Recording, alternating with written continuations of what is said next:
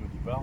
Il y a un scénario qu'on n'avait pas écrit, et c'est celui qu'a emprunté le gouvernement en actionnant le 49.3, comme l'a fait le Premier ministre. Bien évidemment que je fais partie des députés de l'opposition qui avaient également déposé pas mal d'amendements dans le but de pousser le gouvernement et la majorité des députés à prendre conscience que sur le fond, il y avait un véritable problème qui n'était pas réglé, en se basant sur ce qui avait été dit par le Conseil d'État, par les organisations syndicales, par les corps intermédiaires. Enfin, je crois que c'est un projet qui a réussi à faire l'unanimité contre lui. Les sondages démontrent aujourd'hui que 70% des Français n'y sont pas favorables. Mais on a bien compris que le président Macron, ayant déjà passé certainement des accords avec certaines personnes de la finance, est obligé à ce stade de continuer à avancer malgré tous les amendements qui ont été déposés. Et aujourd'hui, je vous dirais que je ne sais pas trop bien comment ça va se passer dans les jours qui viennent, mais il y a une chose qui est sûre, c'est que le 49.3 fait considérer que la loi a été adoptée par l'Assemblée nationale, donc le texte partira tout de suite au Sénat. Comment vont se dérouler les négociations entre le président Macron et le président Larcher au Sénat?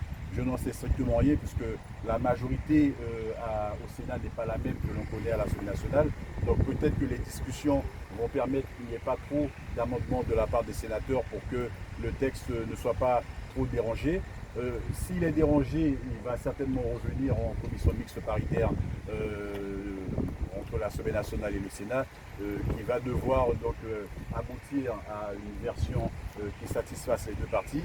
Si ce n'est pas le cas, eh bien c'est certainement la parole de l'Assemblée nationale qui va être déterminante en dernier ressort.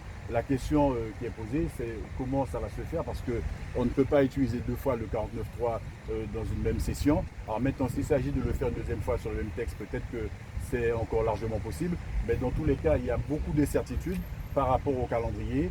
Et je crois que c'est la rue, certainement, qui va pousser le président et la majorité à reconsidérer ce qu'est leur position par rapport à ce projet de loi. Dans tous les cas, je regrette qu'en Guyane, on n'ait pas été plus nombreux que ça à se mobiliser. Moi, en arrivant là ce soir, je croyais qu'il y aurait eu foule devant la préfecture. Et je me rends compte, hélas, qu'encore une fois, il y a comme une espèce de délitement, une démotivation. Les gens ont peut-être capitulé. Je sais qu'après toutes ces journées de grève que nous avons connues dernièrement et tous ces retraites, toutes ces retenues sur salaire, peut-être qu'il y a beaucoup de vos collègues qui n'ont plus envie de s'offrir comme ça au sacrifice pour la cause commune. Mais il me semble important de continuer à discuter, à échanger, surtout à faire en sorte que les autres syndicats comprennent que la partie n'est peut-être pas définitivement gagnée et qu'il y a encore une petite marge de manœuvre dans laquelle il va falloir s'engouffrer, que ce qui se joue aujourd'hui, c'est notre avenir, mais c'est surtout l'avenir des générations futures. Et que personne ne pourrait se permettre de ne pas se sentir suffisamment impliqué dans le combat qui est mené en ce moment. Donc moi, je voudrais vous dire, certainement vous n'êtes pas nombreux, j'imagine qu'il y a certainement de la qualité dans ce que vous faites, dans ce que vous dites. Et donc je ne saurais que trop vous encourager à continuer à faire passer le message.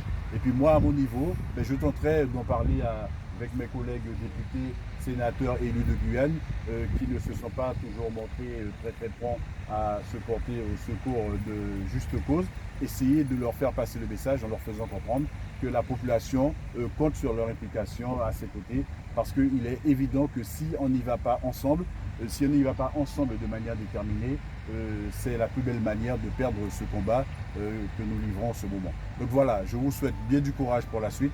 Je sais que c'est pas simple, mais je peux compter sur vous et je vous demande de compter sur mon implication pour être à vos côtés, pour porter le message au plus haut que je puisse le faire. Voilà. Merci et je vous souhaite de passer une excellente soirée. Merci à vous. On lâche rien, ouais.